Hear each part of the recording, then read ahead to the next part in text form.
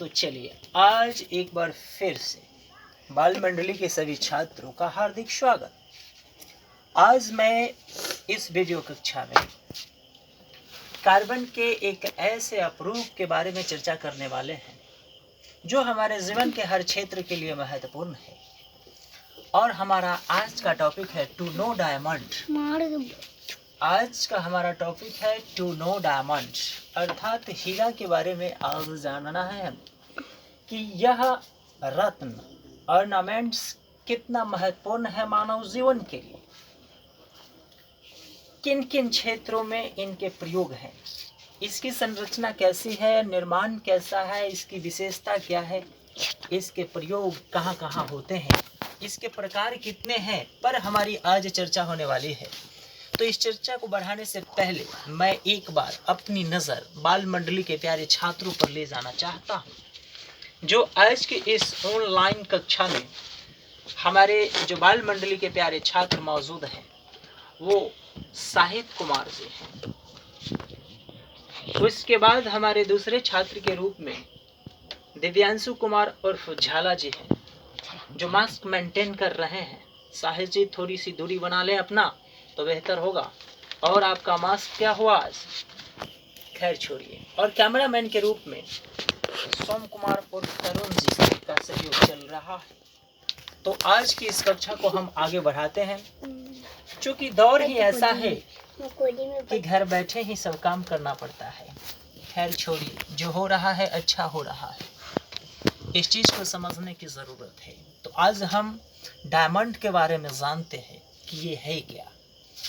तो सबसे पहले बात हम लोगों को ये पता होना चाहिए कि ये डायमंड जो होता है ये कार्बन अर्थात कार्बन के एल्ट्रॉप्स होते हैं।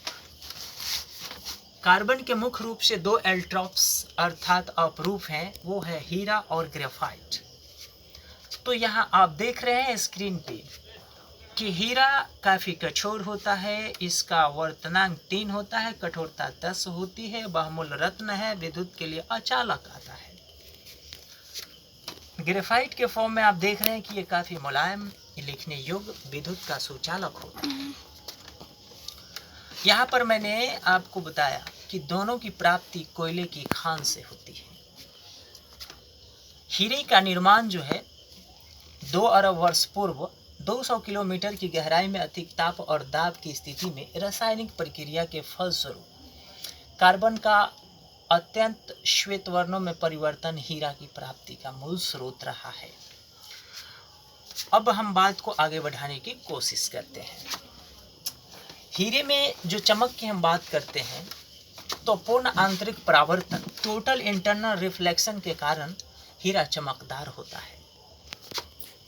अब मैं हीरे की विशेषता की बात करता हूँ तो हीरे की जो स्पेसिफिकेशन है, जो स्पेशलिटी है, जो इसकी कैरेक्टरिस्टिक केस है, वो फर्स्ट ऑफ ऑल है रत्न विज्ञान के लिए महत्वपूर्ण है। दूसरा पॉइंट इसका है कि आभूषण निर्माण में ये प्रयुक्त होता है।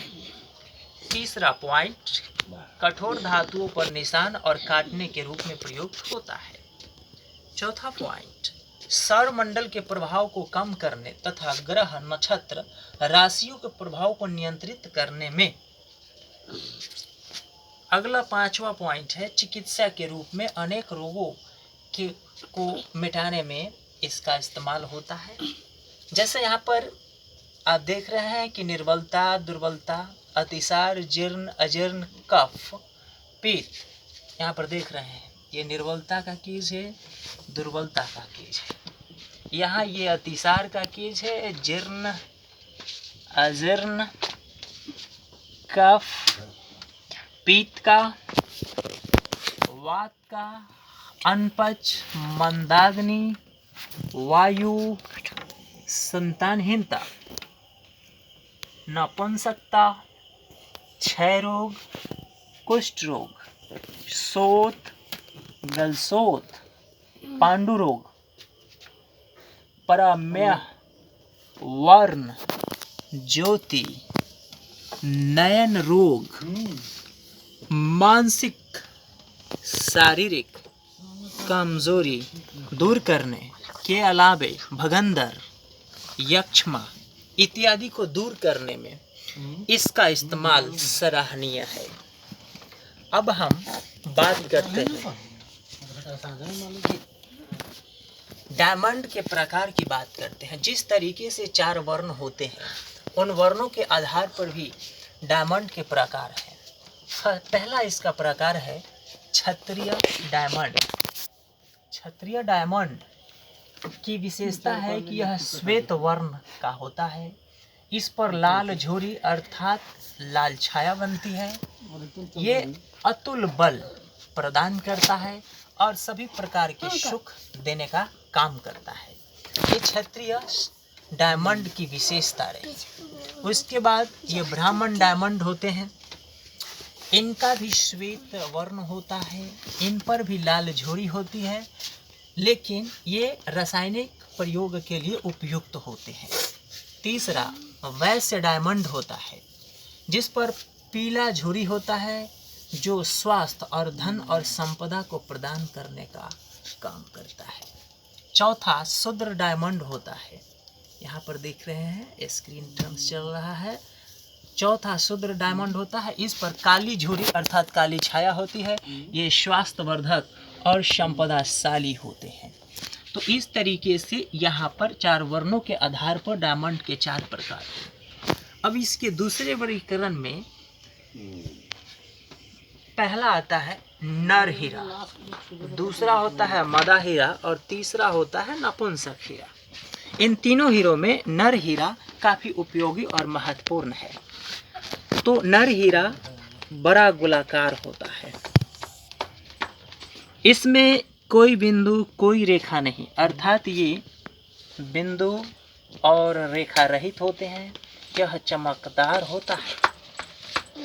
इसमें सप्तवर्णी होता है, काफी महत्वपूर्ण है ये। दूसरा है मदा। मदा हीरा जो है यह षटकोणीय होता है। इसमें बिंदु और रेखा युक्त होते हैं। ये आयताकार चपटा होता है। नपुंसक हीरा जो है यह बिंदु रेखा रहित होता है। इसमें पैनी रेखा और बिंदु नहीं होती और यह त्रिकोणीय होते हैं, गोलाकार होता है और नर और मदा हीरा से ये भारी होता है। अब हम बात करते हैं कि डायमंड के डमी फॉर्म की बात करते हैं, अर्थात इसके नकली रूप की बात करते हैं। तो हमें ज्ञात है कि सर्वप्रथम 16वीं शताब्दी में अमेरिका में पहली बार जो है डमी डायमंड बनाया गया। उसके बाद 17वीं शताब्दी में भारत में डमी डायमंड बना है। तीसरा टर्म्स है डमी डायमंड बनाने में जो तत्व शामिल होते हैं उनमें पहला है लोहा, उसके बाद है सीसा, उसके बाद है पारद, उसके बाद है गोमेद, उसके बाद है माणिक्य, उसके बाद है पुरु। इन सभी के मिश्रण से नकली हीरा बनाए जाते हैं। तो चलिए, डायमंड एक ऐसा धातु है, एक ऐसा द्रव्य है, एक ऐसा पदार्थ है जो मानव जीवन के हर क्षेत्र के लिए उपयोगी है।